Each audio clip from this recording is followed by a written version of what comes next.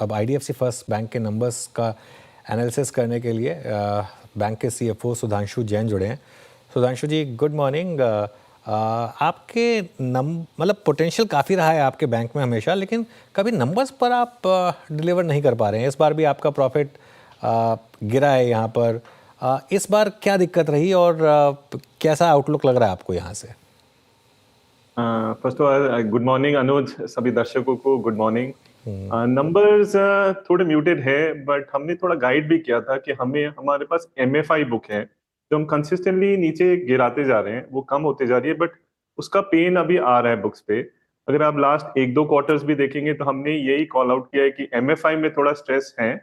But good part ये है कि हमने उस बुक को 6.6% से अभी 4% पे ले आए हैं, तो उसके कारण हमारा टॉप लाइन इम्पैक्ट हो रहा है। हमने ये भी गाइड किया था कि हमारे क्रेडिट कॉस्ट थोड़े एलिवेटेड रहेंगे Q4 में, और वैसे ही हुआ है।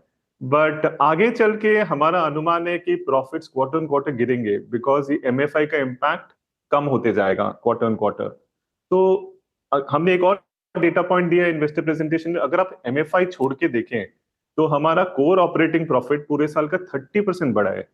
Even Q4 on Q4 about 20% बढ़ा है। तो ये इम्पैक्ट लार्जली एमएफआई के कारण आ रहा है।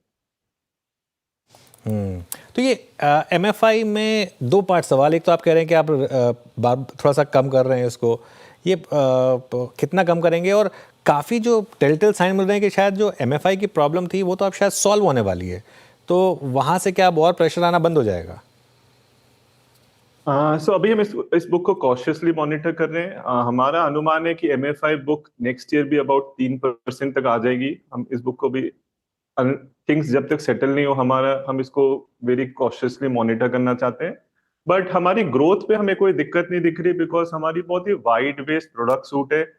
हम फिर भी गाइड कर रहे हैं कि हम 20% तक लोन बुक ग्रो कर सकेंगे। एंड ये एमएफआई का इम्पैक्ट भी 1-2 क्वार्टर में काफी, मैं बोलूंगा इसका इम्पैक्ट कम होते जाएगा। सो H2 से आप लोग एक्सपेक्ट कर सकते हैं कि प्रॉफिटेबिलिटी काफी इंप्रूव होगी। इनफैक्ट हम पब्लिकली गाइड भी कर रहे हैं कि Q4 तक हम ROA अबाउट 1% तक वापस पहुंचना चाहेंगे।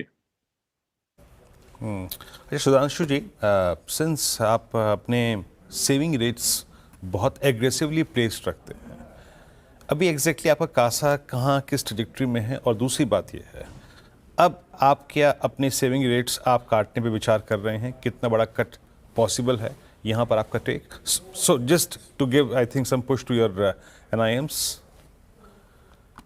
सो अगर आप देखें तो हमारे निम्स इस क्वार्टर में अबाउट 5.95% आई है, जो पिछले क्वार्टर में 6.04 थी। हम जो गाइड कर रहे हैं कि Q4 से इनटू द नेक्स्ट ईयर हमारे निम्स कुछ 10 बिप्स कंप्रेस हो सकती है। इसके दो रीजंस हैं। एक है कि हमारी about 30% of the book repo linked book है, and about 10% MCLR linked book है। आरबीआई ने रेपो रेट फरवरी में कम किया है, अप्रैल में कम किया है। अभी अनुमान है कि और थोड़ा 20-50 बिप्स हो सकता है। सो ये इम्पैक्ट आ रहा है, बट इसको हमने थोड़ा काउंटर करने के लिए हमने दो चीज कर रहे हैं।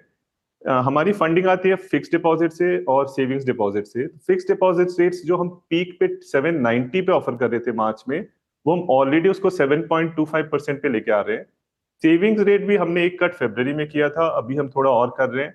लगभग 25 बिप्स उसमें भी कम होगी रेट्स।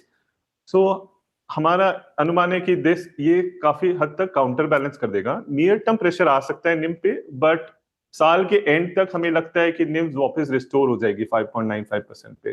एफडी का इम्पैक्ट थोड़ा लैग से आता है, तो वो हमको थोड़ा, इसलिए वो वैसे करके आएगा। ओके, चलिए सुधांशु जी, बहुत बहुत शुक्रिया आज हमारे साथ बात करने के लिए, और आपको ऑल द बेस्ट इस फाइनेंशियल ईयर के लिए। Thank you. चलिए शो को यहाँ